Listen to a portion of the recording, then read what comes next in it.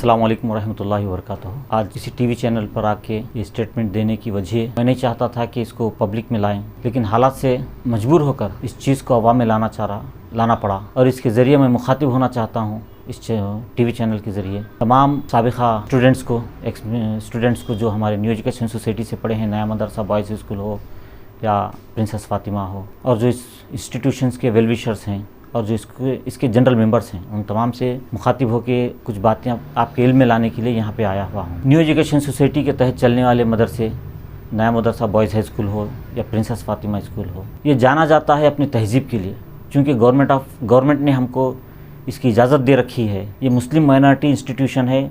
यहाँ पे मुसलमानों की रवादारी, मुसलमानों के रिवायतों के मुताबिक इस स्कूल को चलाने का हमें पूरा हक हासिल है। जैसा कि कुछ दिन पहले स्काफ को लेकर जालिम हुकूमत बीजेपी ने सारे कर्नाटक में मुसलमानों पे जुल्म करने का तहिया कर रखा था। ऐसे वक्त में तमाम कॉलेजेस में, स्कूल्स में बच्चियों ने छुट्टियां ली ताकि बेपर्दा ना हो, लेकिन हमारा प्रिंसेस फातिमा स्कूल और कॉलेज में बड़े शान से जो है ना स्कूल चलते रहे, कोई डिस्टर्बेंस के बगैर। वहाँ पे भी एजुकेशन डिपार्टमेंट के लोग आए पुलिस की वैन लेकर, लेकिन उस वक्त के सेक्रेटरी जनाब मुजीबुद्दीन साहब और सदर MM पटेल साहब ने बर्जस्ता वहाँ पे जवाब दिया और उन लोगों को वापस किया, और बिला किसी डिस्टर्बेंस के स्कूल और कॉलेज अपनी जगह चलता रहा स्काफ के साथ, पर्देदारी के साथ। साबिक़ में अब्दुल समद सिद्दीकी साहब इसके सेक्रेटरी रहे शुरू में, और मोहम्मद उमर साहब XMLA इस सोसाइटी के सदर रहे, लेकिन कभी इन लोगों ने ऑफिस रूम की ख्वाहिश जाहिर नहीं की। जो क्लर्क ऑफिस होता था, क्लर्क का टेबल कुर्सी होती थी, उसी को इस्तेमाल करते रहे। कुछ घंटे 2 घंटे के लिए आते और चले जाते। कभी मीटिंग होती तो स्कूल ऑफ होता तो किसी न किसी रूम में या बाहर मैदान में मीटिंग कर लेते। लेकिन आज देखने को आता है लड़कियों के मदरसे के बीचों बीच, जहाँ पे इस क्लासरूम की शदीद ज़रूरत है, एक रूम आप क्लासरूम के बजाय अपने ऑफिस रूम के लिए, अपनी बैठक के लिए बना चुके हैं। और वहाँ पे एग्जीक्यूटिव मेंबर्स, एग्जीक्यूटिव बॉडीज़ के साथ साथ उनके हवारियंस भी शामिल होते हैं। और जो बच्चों को मिड डे मील के नाम पर गवर्नमेंट से दूध और ये आता है, उस दूध की चाय बनाकर वो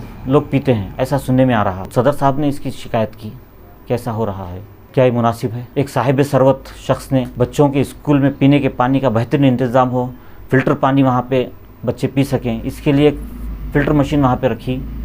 लेकिन उस मशीन से फ़िल्टर पानी एग्जीक्यूटिव के लोग अपने अपने घरों को ऑटोओं से, टेम्पों से लेकर जा रहे हैं। ये बात बोलने में बहुत छोटी लगती है, लेकिन इस कदर मियार गिरा चुके हैं लोग। जिस स्कूल में स्टूडेंट रहे हम लोग, हमें फ़ख्र है कि ऐसे असातिज़ा हमारे स्कूल में रहे, जैसे शाहजहाँ आपा, इकबाल आपा, लतीफ़ आपा, जैसे वली सिफत ख़वातीन हमारी टीचर रहीं, उस स्कूल के टीचर रहीं। शुजात अली ख़ान साहब, इस्माइल साहब, नबी चांद साहब, गौस साहब जैसे काबिल तरीन टीचर्स हमारे रहे, और जहाँ पे पर्देदारी को बहुत अहमियत दी जाती थी। आज वहाँ पे अनएम्प्लॉयड, रिटायर्ड, बेरोज़गार लोगों का अड्डा बना कर रख दिए हैं ऑफिस को। क्या लड़कियों के मदरसे के पास इस तरीके से जमा होना दुरुस्त है? क्या बच्चों के लिए रखा गया फ़िल्टर पानी अपने घरों को ऑटों से, टिप्परों से, पिकअपों से ले जाना दुरुस्त है? क्या बच्चों के लिए जो गवर्नमेंट दूध भेजती है, दूध का पाउडर भेजती है, उससे चाय बनाकर पीना दुरुस्त है? आप क्लासरूमों के ऊपर तवज्जो देते हैं, दर बदर सर पटकते फिरते हैं कि क्लासरूम चाहिए, फलां से फ़ंड चाहिए, फलां से फ़ंड चाहिए। आप तालीमी मेयार पे कोई तवज्जो नहीं देते। क्या तालीमी मेयार बना के रख दिए हैं स्कूल का? कितने बच्चे पास हुए हैं? कितने बच्चे आपके पास ये हुए हैं? आप हिसाब बताइए। आपके बॉडी को एक इख्तिदार में आए लगभग 2 साल हो गए। नवंबर के अवाखिर में जो है ना आपका पीरियड ख़त्म होता है। इन 2 सालों के करीब आपने कितने लोगों की गुलपोशी की और कितने बच्चों को पढ़ाकर पास करवाया? कितने बच्चे पढ़कर पास हुए और आपने कितने लोगों की गुलपोशी की? आप हिसाब बताइए। क्या सिर्फ गुलपोशी, शालपोशी और चापलूसी के लिए हमारी सोसाइटी का इस्तेमाल करना जानते हैं आप लोग? पढ़ाना कोई ज़रूरी नहीं है? एजुकेशन क्वालिटी पर क्यों ज़ोर नहीं दिया जा रहा? एजुकेशन क्वालिटी पर ज़ोर दिया जाना चाहिए, और जो पानी पीने का बच्चों के लिए है वो बच्चों के लिए ही इस्तेमाल हो, जो दूध बच्चों के लिए है वो दूध बच्चों के लिए ही हो, ना कि आपकी चाय के लिए। और जो पर्देदार ख़वातीन के बीच आप ऑफिस रूम बना के बैठे हैं, ये गलत है, इसको हम बर्दाश्त नहीं कर सकते। सदर साहब ने इस्तीफ़ा दिए 4-6 महीने से ज़्यादा का वक्त हो गया है। एग्जीक्यूटिव कमेटी उनके इस्तीफ़े को होल्ड करके नायब सदर को इख्तियार देती है। ये किस दायरे कानून में है? क्या कानून आप अपने हाथ में लेंगे? कानूनन जैसे ही सदर का इस्तीफ़ा हो तो बिला ताख़ीर आपको general body meeting, special general body meeting सदर के इस्तीफ़े पर गौर करने के लिए बुलाई जानी चाहिए, और उसमें इस्तीफ़ा कबूल होगा या ना कबूल होगा, इसका इख्तियार एग्जीक्यूटिव कमेटी को नहीं, जनरल बॉडी मेंबर्स को है, हमको है। हम जनरल बॉडी मेंबर्स चाहें कबूल करें या ना करें, लेकिन हमारे सामने पेश तो हो। शहर में रूमर्स है कि 4 महीने हो गए, 6 महीने हो गए, सदर ने इस्तीफ़ा दिया है। सदर साहब से मैं बिलमुशाफा मिला हूँ, वो बताते हैं कि मैंने 4 महीने से ज़्यादा का वक्त हुआ है इस्तीफ़ा दे के, लेकिन अब तक उसको होल्ड अप करके नायब सदर अपने इख्तियारात का बेजा इस्तेमाल क्यों कर रहे हैं। और पिछली मीटिंग अब तक आप कोई 2 साल के वक्फे में कोई मीटिंग बुलाना नहीं चाह रहे, कोई नहीं बुलाए।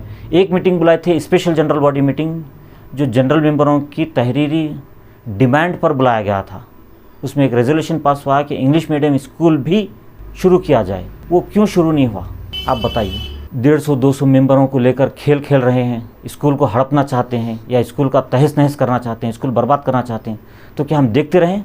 हम बेख्तियार नहीं, हम बाइख्तियार हैं। आप नए मेंबर साजी का काम शुरू कीजिए। नए मेंबर आएंगे तो हो सकता है उसमें कुछ काबिल लोग भी आएँ, जिनसे हमारे स्कूल को, हमारे इंस्टीट्यूशंस को फ़ायदा हो, हमारी सोसाइटी को फ़ायदा हो। इस शहर में रहने वाले, रायचूर म्यूनसिपाल्टी के लिमिट में रहने वाले, रायचूर बलद के रहने वाले तमाम लोग मुसलमान जो आकिल बालिग है, उर्दू पढ़ना लिखना जानते हों, वो इस सोसाइटी में मेंबर बनने के हकदार हैं, उसके लिए एलिजिबल हैं, उसके काबिल हैं। लेकिन आप एक 150-200 मेंबरों को लेकर सोसाइटी में खेल खेलेंगे, ये बर्दाश्त नहीं होगा। ये हज़ारों मुसलमानों के ताउन से खड़ी हुई सोसाइटी है, ये 150-200 मेंबरों की ताउन से खड़ी हुई सोसाइटी नहीं है। इसमें तमाम मुसलमानों का हक़ है इस शहर के, और इस पे आप काबिज होकर कानून की धज्जियाँ उड़ाते हुए सदर का इस्तीफ़ा एक तरफ फेंक कर नायब सदर से काम चलाते हुए, महीनों गुजर गए, नायब सदर से काम चला रहे हैं। सोसाइटी के सदर का इस्तीफ़े की इत्तला मेंबरों को नहीं, शहर में रूमर्स है, हमको शहर से सुनना पड़ता। सोसाइटी के हालात, एक इंग्लिश मीडियम स्कूल खोलने का एक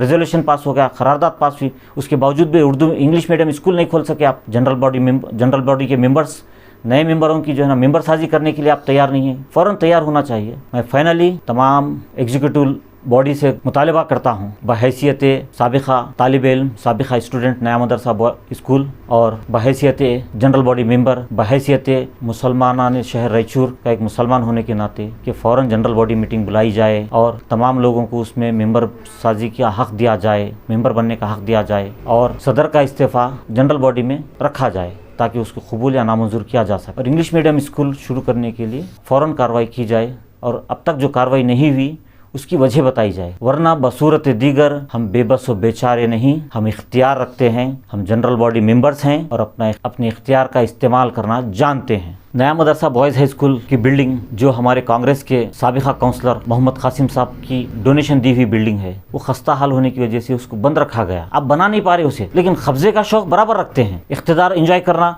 पावर एंजॉय करना चाहते हैं। ऐसा नहीं चलेगा। आप नए मेंबरों को मौका दीजिए, नए मेंबर आएंगे, उसमें से जो भी काबिल होगा वो काम करेगा।